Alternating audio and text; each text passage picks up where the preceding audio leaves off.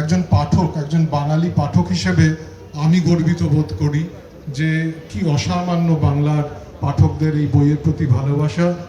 একদম নিশ্চুপে দাঁড়িয়ে তারা এই লাইন দিয়ে প্রচণ্ড পরিশ্রম করে একটি বই নিয়ে হাসি মুখে বাড়ি ফিরেছেন গত 12 দিন ধরে। আপনাদের জন্যই বাংলা সাহিত্য বেঁচে থাকবে, বাংলা ভাষা বেঁচে থাকবে। আপনাদের সবাইকে ধন্যবাদ এবং শুভেচ্ছা জানিয়ে শেষ করছি। আপনাদের জন্যই কলকাতা বইমেলা এগিয়ে যাচ্ছে, এগিয়ে যাবে, কারণ একজন পাঠক তাকে 3 বার লাইন দিতে হচ্ছে। প্রথমে সেই স্টলে ঢোকার জন্য তিনি লাইন দিচ্ছেন, তারপরে বিল করার জন্য লাইন দিচ্ছেন, তারপরে লেখককে যদি দেখতে পাচ্ছেন লেখকের অটোগ্রাফ এবং সেলফির জন্য লাইন দিচ্ছেন। অতুলনীয়, শুধু একমাত্র কলকাতাতেই সম্ভব, আন্তর্জাতিক কলকাতা নিজেরাও শেষ মুহূর্ত একদম আমি আর দাঁড়ালাম না, কারণ অনেক সময় হাওড়া বাস পাওয়া যায় না।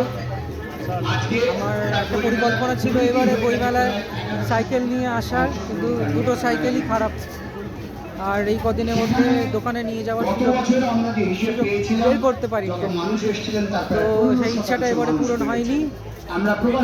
যেহেতু আমি বাসের উপর নির্ভর করছি, আমি অনুষ্ঠানটা শেষ পর্যন্ত থাকছি না। তো এটা মানে বইয়ের জায়গায় আছে, অন্যরা অন্যদের জায়গায় আছে। আমাদের যুগ্ম সম্পাদক শুভঙ্কর দেব কিছু বলবেন, নতুন প্রজন্ম। আজকে বইমেলার শেষ দিন, কিন্তু শেষ নয়, আজ থেকে শুরু 50-এর বইমেলার জন্য প্রস্তুতি। সংক্ষিপ্ত বলাতে ওর কোনো জুড়ি নেই, আমি সুদীপ্ত বলবো যে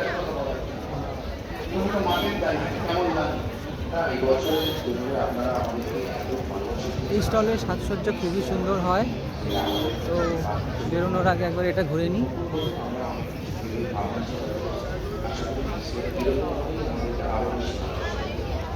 ধন্যবাদ।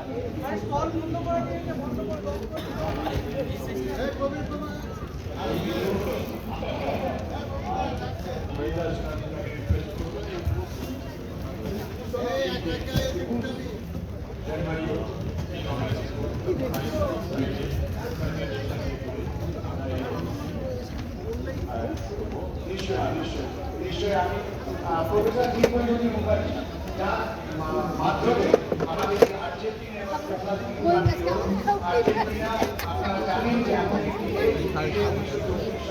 রবীন্দ্রনাথ গেছিলেন শহরে ভিক্টোরিয়া অকাম্প তার জন্য অপেক্ষা করছিলেন বিড়াল নিয়োগ এবং ঠিক তার ধারে রবীন্দ্রনাথ এবং অকাম্পর এক অসমবয়সী বন্ধুত্ব সৃষ্টি হয়েছিল।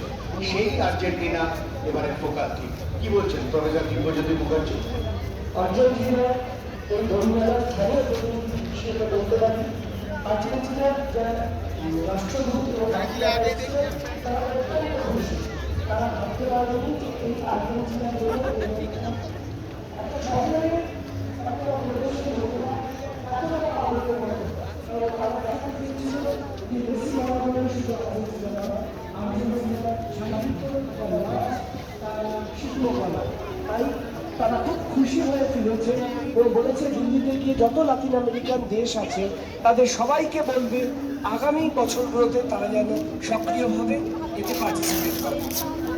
ধন্যবাদ। আমি আপনাদেরকে আনন্দের খবর শেয়ার করতে চাই। আপনারা জানেন যে বছর প্রথম ইউক্রেন অংশগ্রহণ করেছেন এবং সেই ব্যাপারে আমাদের নতুন প্রজন্ম একটা ভূমিকাও ইউক্রেন আমাকে জানিয়েছে যে তারা সামনের বছর আরো অন্যান্য দেশ থেকে আনার এবং অদ্ভুত ব্যাপার যত দেশ তারা পাশাপাশি কলকাতা জায়গা